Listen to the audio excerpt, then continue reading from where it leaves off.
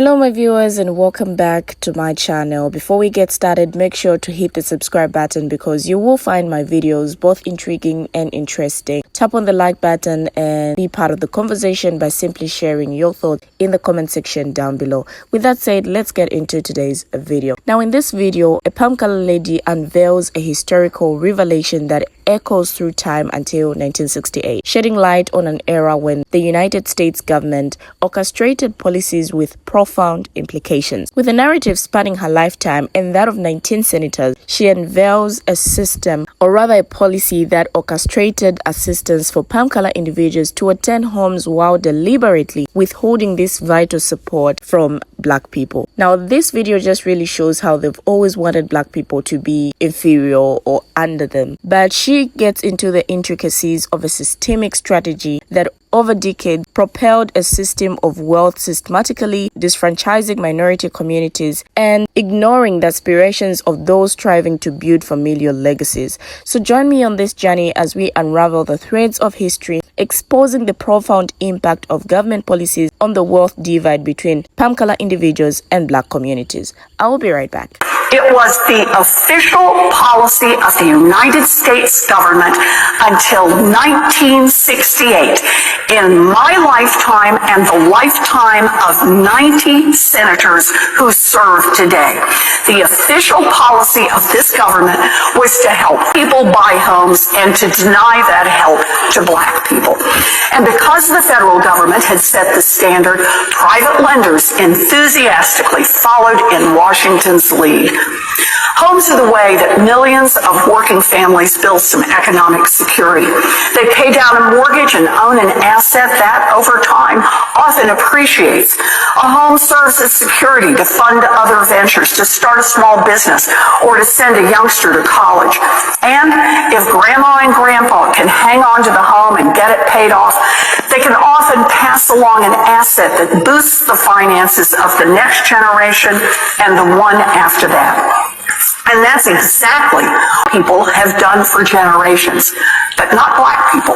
Systematically, over many decades, government policies that encouraged mortgage companies to lend only to borrowers cut the legs out from underneath minority families trying to build some family wealth. And the result has been exactly what you'd predict. It's contributed to a staggering gap of wealth between communities and communities of color today. Here's one statistic from Massachusetts. According to the Boston Globe, the median net worth of families living in Boston is $247,500. And the median net worth for a Black family is $8. That's something that all Americans, regardless of race, should be ashamed of. When I was traveling around the country in the aftermath of the financial crisis, it became clear to me that the crash had made the problem worse. Subprime lenders who had peddled mortgages full of tricks and traps had specifically targeted minority borrowers. That meant that during the Great Recession, a huge number of minority borrowers lost their homes. And when rising home prices helped Americans regain some financial security, communities of color with their lower homeownership rates and their higher foreclosure rates were often left behind. Again, just one example. According to Pew, between 2010 and 2013, the median wealth of households grew by 2.4%. But the wealth of Hispanic households in that same time fell by 14.3%. And the wealth of African American households fell by 33.7%. Mortgage discrimination didn't end in the 1960s when formal redlining policies were abolished. It didn't end with the tightening of mortgage rules following the financial crisis. Lending discrimination is still alive and well in America in 2018. According to a new report that just came out from the Center for Investigative Reporting and Reveal, in 2015 and 2016, nearly two-thirds of mortgage lenders denied loans for people of color at higher rates than this problem affects both big lenders and small lenders, and it's nationwide. Minority borrowers were more likely to be denied a mortgage than borrowers with the same income in 61 different cities across America. And how do we know that? Because of HMDA data. That's how we can see how much Black families were charged for a mortgage, or how often Latino families were denied a chance to take out a mortgage, and we can compare those numbers with borrowers who have the same incomes and same credit scores. But we can't do that if the data are missing. It is impossible to detect and fight mortgage discrimination without HMDA data. The bill on the floor of the Senate says that 85% of banks will no longer be required to report HMDA data, including the borrower's credit score and age, the loan's points, fees, and interest rate, and the property value. 85%. These data are essential to figuring out whether the borrower got a fair deal or not. If this bill passes, there will be entire communities where there won't be enough data to figure out whether borrowers are getting ripped off. Entire communities where it will be impossible to monitor whether people are getting cheated because of their race or gender.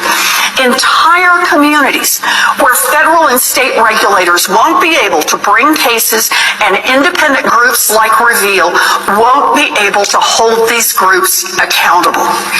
Sure, banks will save a little money by not having to fill out the HMDA data, but when communities of color are once again left behind, there will be no way to prove it.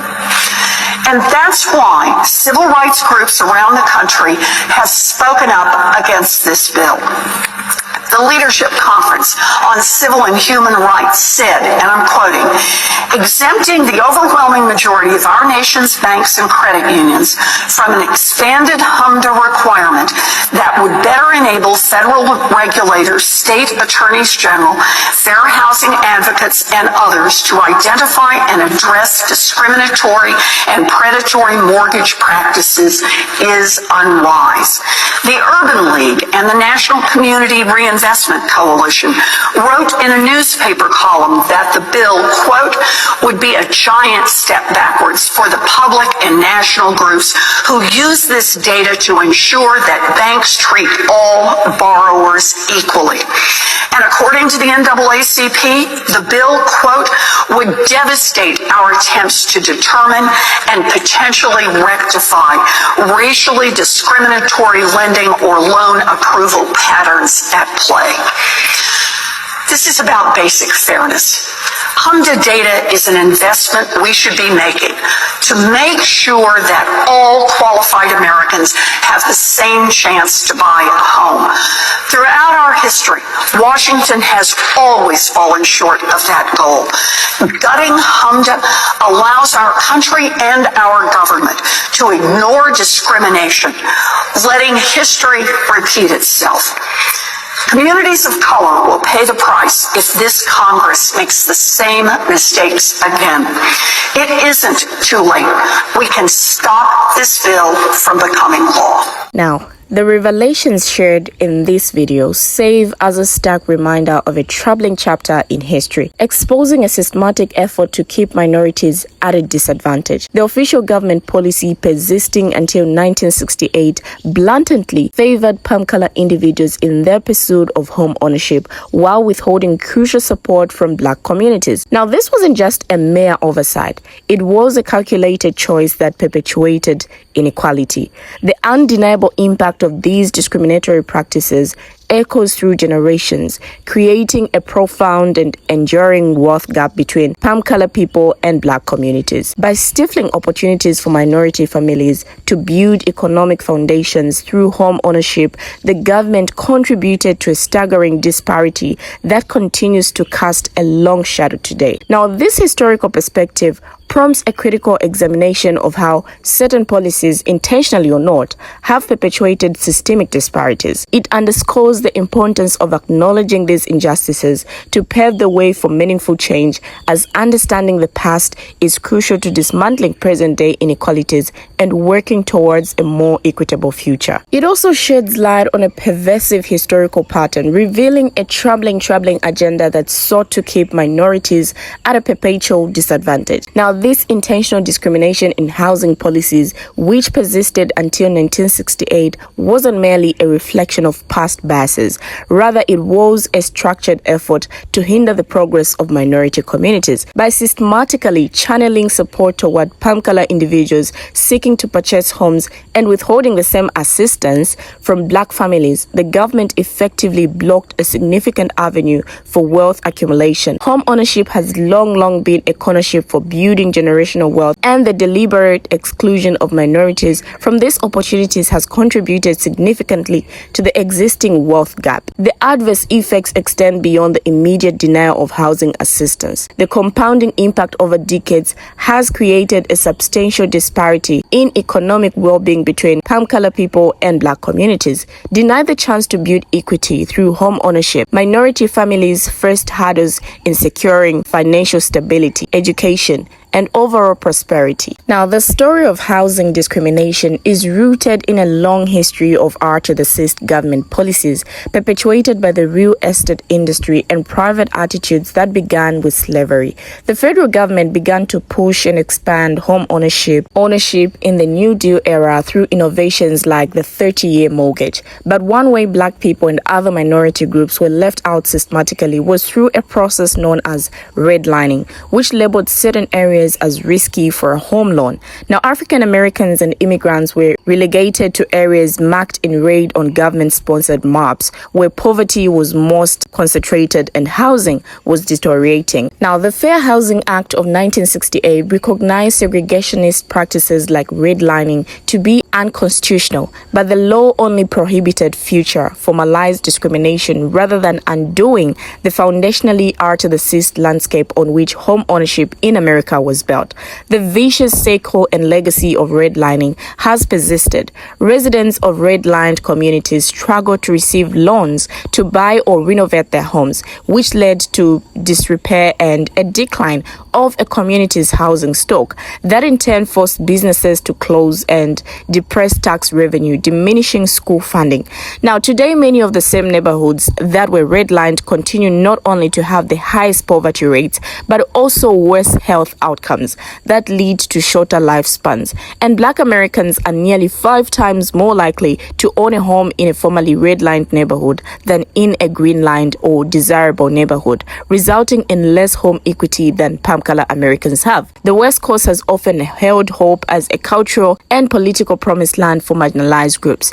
During the first and second Great Migrations, millions of Black Americans moved west to escape the Jim Crow South in search of more equal treatment and opportunities, in part because legal R-to-the-6 policies and practices were so widespread all across the country at the time. But while Los Angeles, one of California's major metropolises, would become the battleground for hard-fought civil rights victories for Black Americans, it was also a place where housing segregation, predatory real estate practices, and exploitative lending thrived. Now, one of the most prevalent tools palm-colored residents used to maintain the segregation across America and in Sugar Hill was the racially restrictive covenant. These agreements embedded in property deeds made homeowners promise never to sell to African Americans or other minority groups. In 1940, 80% of property properties in Los Angeles had these restrictions attached to them. Now, racially restrictive covenants were ubiquitous in Sugar Hill at the time, like many places in America, but some palm color homeowners willingly violated them to sell to black buyers, in part because black people were willing to pay more since there was far less property available to them. The willingness to violate covenants was especially the case around the Great Depression, when many homeowners were desperate to sell. The first African-American known to purchase a home in Sugar Hill was entrepreneur Norman Houston, who bought property in 1938. In the years following, a wave of black families moved into the area, but one palm color homeowners association did not like the way its neighborhood was changing. So members of the West Adams Heights Improvement Association sued their black neighbors for violating racially restrictive covenants in hopes of having them evicted, even though palm color sellers had violated the covenants. Now, the really evil part of blockbusting, in my view, is that it perpetuated the notion that black people in your neighborhood diminished value. And because of that perception, it became a self-fulfilling prophecy. That is, it became true that a black person moving to a palm color neighborhood meant their value declined because, of course, property values are largely the function of social decision and social beliefs. Now, it has always been a plan all along, and over the years, we have seen many palm color people tell on themselves or reveal these plans that they had on black people. But what do you, my viewers, have to say about this video? Share your comments in the comment section down below. Thank you for watching, and see you in my next video.